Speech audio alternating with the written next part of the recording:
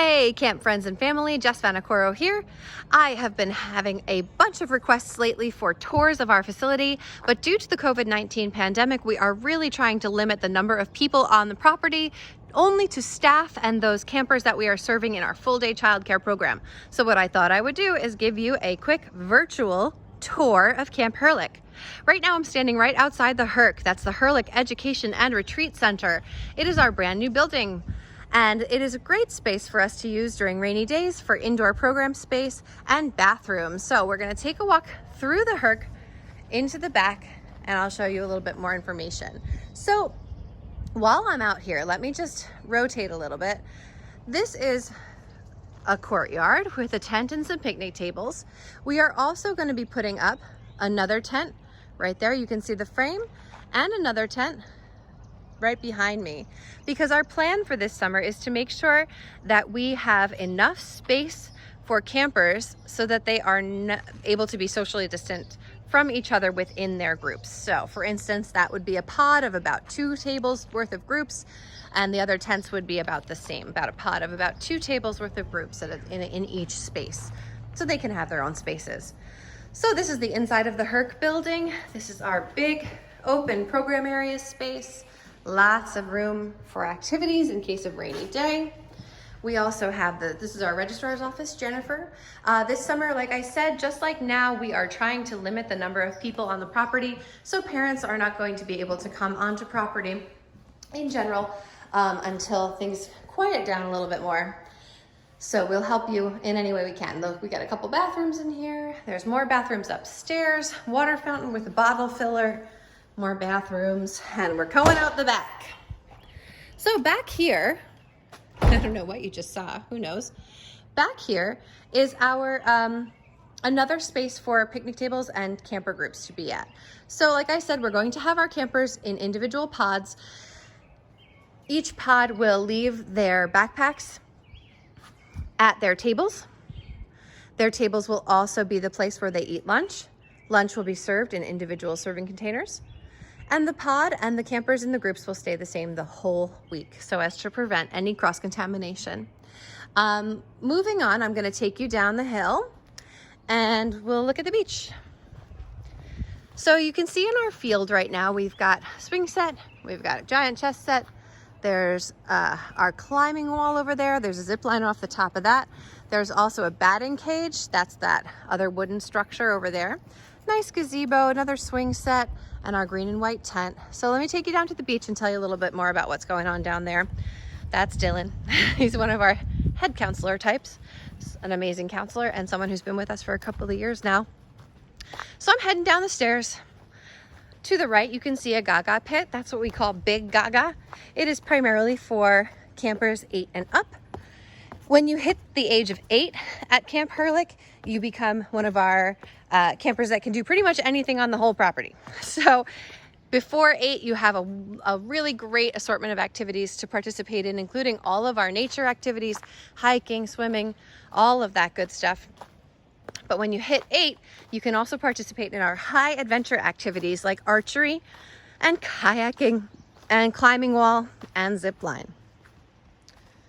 This summer, we plan to have 1 group at a time at any given activity, and that's it. That really will help us make sure we maintain proper social distancing. All right, and this is our beach. I just came down the hill via the stairs, but there's also another way to get over here, and that's this hill right there. You can kind of see it. There we go. I'm still working out this camera. So there's the hill that comes down to the beach. This is our beach. We generally separate it. You can see the lines are out. There's usually one more set of lines that comes out, and that set is for our shallow section. The yellow line marks the intermediate section, and then the blue line out there is the extent of our deep section. Each child, if we're doing free swim, which we hopefully will be doing this summer based on our guidance from the health department, each child gets swim tested on the Monday of their session. So every Monday is swim test day. If the child cannot pass the deep test the first time, they are welcome to take it again the next time. They're also welcome to ask our counselors and our lifeguards for some help. in passing the deep test. Now the deep test is really difficult. It involves swimming all the way out, swimming all the way over to the dock. You can see my finger pointing at the dock. They got to swim over to the dock from the far side. So you swim and you swim. Then you have to climb out of the water onto the dock using only your body, not a ladder, using only your arms. You have to be able to jump back in the water, tread water for a certain amount of time. I think it's 20 seconds or 30 seconds. Lay on your back, float on your back in the water for another specified amount of time, and then backstroke into the shallow section. That's how you pass the deep test. If you can't pass the deep test, it's okay. A lot of kids can't pass the deep test. You just keep trying all the time. Also, you don't have to go swimming at the beach. You can always play in the sand. We plan to give all of our campers, our camper groups, a specified area of the beach, which is where they will keep their things. And we are going to, I think, cut this capacity at least in half. We have a capacity of about 100 on this beach, but I think that there will probably be only about 30 children at a time down here, maybe 2-3 groups, 4 groups at the max. But again, we're waiting on guidance from our health department and our guidance from the American Camp Association. So we are heavily regulated. As campers go in the water during free swim times, they are buddied up. That way they tag in on a buddy board with a staff member so we know who is in what section. They do buddy checks every 10 to 15 minutes where a lifeguard blows their whistle and each buddy pair holds their hands up in the air and the lifeguard counts to make sure everyone is where they're supposed to be and safe. We are very heavily regulated, more so in the time of a global pandemic, but very heavily regulated even under normal circumstances at the beach. So we have the highest standards possible for our safety of our campers and our staff and our lifeguards. On the beach at any given time is a water safety instructor, also about 4 or 5 lifeguards depending on how many campers are in the water at a time. All right, that's our lakeside cottage right there. Sometimes that will be used as staff housing. Sometimes it'll be used as program space. Everything you see is ours. All this beautiful green woods. Everything you see here is ours, 156 acres of land. So we do a ton of outdoor activities, a lot of nature, a lot of hiking, fishing. We go kayaking if you're 8 and up. We go canoeing if you're under 8. All the equipment all the time this summer will be disinfected in between each use using a bleach solution. That's our lifeguard shed. Those are our canoes. And there you can kind of see the path going up the hill. These are our ducks. Hey guys. Yes, hello. So there's 6 ducks over there. So let's head back up the hill and I'll give you a little bit more of a tour. These are all the things I would talk about if I was giving you a tour in person. If you have questions, please feel free to email me, jvanacoro@campherlick.org or info@campherlick.org. I will get both of those emails. This is the hill leading back up to the main area. A couple things I can tell you while we are on our journey up the hill is that this summer we will not have any resident camp program, which is sad for us, but kind of under the circumstances is what we need to do for the health and safety of everybody. But on my left, you will begin to see some cabins. That's our girls' village. Those are some spaces we could potentially use in case of inclement weather to keep campers and staff separate and still dry. This is a big hill. There's girls' cabin 1, girls' cabin 2 through these woods right here. See it in the woods? And then down this hill, more hiking. The rest of the girls' village, our fishing dock is down that way. I'm out of breath going up the hill, so bear with me. And heading up this way, that building right there is the KF Center. It is our health center in the summertime. We have a medically trained professional on the property all summer long to help with any medical issues we might have. We have a lovely peace pole. And then this is the program office right here. Program office is where our program team is. Program director Stephanie, assistant program director Julia, camp director Scott, they all work in there. And this is our basketball court. Not just for basketball, also for sidewalk chalk, scooters, hula hoops, jump ropes, all of which the counselors will disinfect in between each use.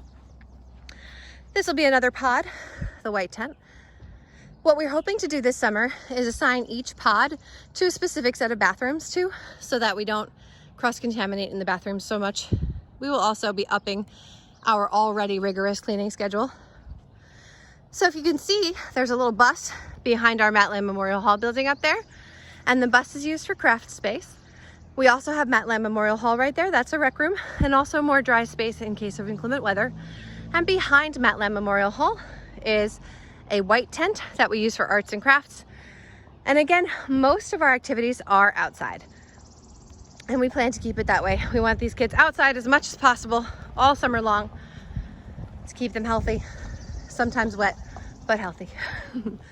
Of course, if there are thunderstorms, we will bring them inside, like into any of those spaces that I just described to you. I'm walking now into Schweiger Hall. Schweiger is our main dining hall, and this is where the campers will come to get their lunch. Lunches this summer will be served in individual serving containers that the campers will come in one group at a time, get their individual lunches, and bring them back to their tables. It's a little dark in here, sorry guys. So this is Schweiger, also more indoor space. There's an extra little classroom right there. We've been using it for a homework room. And then we've got all this big space. So our day campers, there's also bathrooms in here. That is the boys' bathroom through there, and the girls' bathroom is through these doors and straight back. There's also some more dormitory style rooms that we have not been using as dormitories. So campers will, one group at a time, line up at these double doors. So they'll come in from the field, line up here at these two doors, wait their turn. Hi, you can see me in the reflection. They'll wait their turn until the group before them files through, and they'll go up to that window, they'll get their lunch, and they'll head out the exit door back to their tables. That's how we do lunch. Lunches are very kid-friendly foods. You get a menu ahead of time, so you'll know what's coming if you want to send food from home with your camper. If they don't necessarily like what's being served for lunch that day, you're welcome to do that. You're welcome to send them with a reusable water bottle or snacks or whatever you think they might need. We will provide them with lunch and a snack in the afternoon each day. And again, like I said, you can, like my own kids get pretty hungry, so I generally send them with one extra snack for the morning. So this is kind of my point and shoot area, but I'm gonna take you for a little walk across the field. There's soccer, dodgeball, kickball, volleyball, swing set. The field is multi-purpose.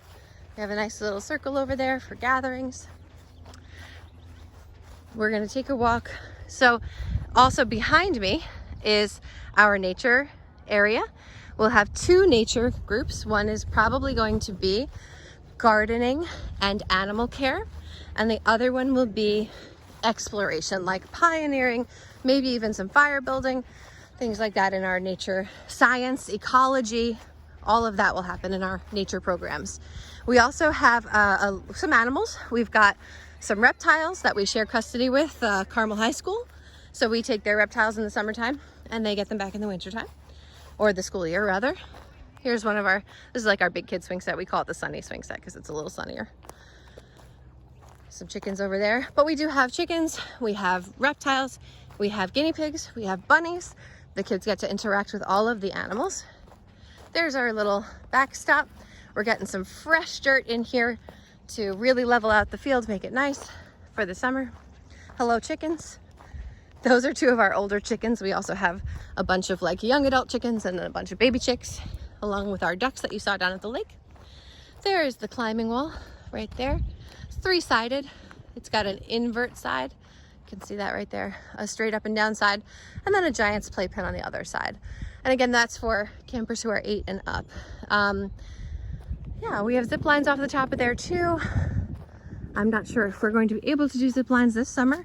We are still waiting on guidance on many things, so thank you for your patience. This is our stage and fire pit area. Unfortunately, this summer we're not going to be able to do any big all camp gatherings, but camp's still going to feel really great and be a good chance for the kids to get outside and play. Sometimes we will have dance or theater programs down here on that stage. This is our high tunnel. It's actually one of our 2 garden areas, and it's really great for extending the growing season, so we get some fresh veggies kind of in a extended growing time. That's a bouldering wall. It's like a little miniature climbing wall. For some of our younger kids, they can play on the bouldering wall instead of going up the big high wall. And I'm heading back over to archery just to show you the archery pit real quick. Even though we have so much beautiful space, the 156 acres and the 15-acre pond, our main program areas, while spread out, are still relatively central. So it doesn't take anybody too long to get from one place to another. So here's our archery pit. It's all set up. Not that picnic table. The picnic table's got to sit down. I don't know why it's standing up. But this is where we do archery down here. Again, under the supervision of a fully trained staff member to make sure that everybody is following all of the safety regulations that are put in place by our licensing bodies. So we are a member of the American Camp Association, which I love. It's a very prestigious thing as far as I'm concerned, because to be accredited by them, you have to do a lot of work and make sure that everything we are doing is above board and healthy for our campers and staff. We get our permit through the Putnam County Department of Health, also needing quite a lot of regulations and a full-on safety plan.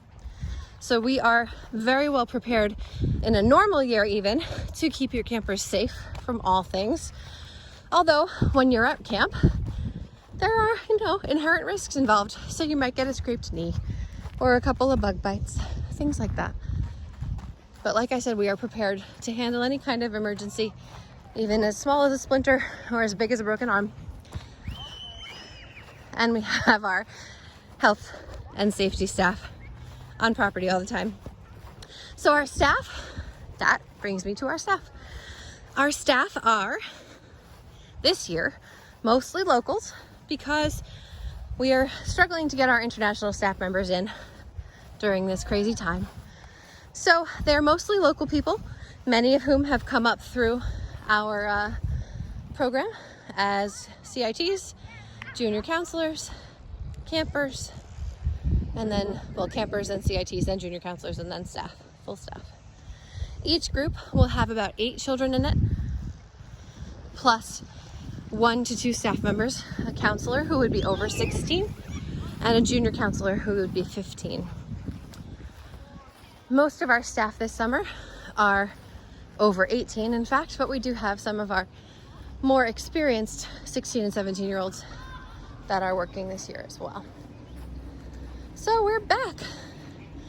All the staff also, by the way, are fully background checked, and they are put through the sex offender registry, and we do a really extensive training with them, like a full day of orientation and then a bunch of evenings, just to make sure that they really are fully up on all of the things we need to do to keep all of our campers and staff safe this summer. So please feel free to reach out with any questions you might have. I love questions. Unfortunately, like I said earlier, we are still waiting on more guidance from the health department and the American Camp Association, although ACA has given us a really great set of guidelines to use. That's Izzy. And we are just trying to make sure that we are doing everything the way we need to do it. Please stay tuned for more videos on drop off and pickup and other things that we can think of as we go into the summer. Again, feel free to reach out with any questions you might have. I love hearing from you, and have a wonderful and safe day.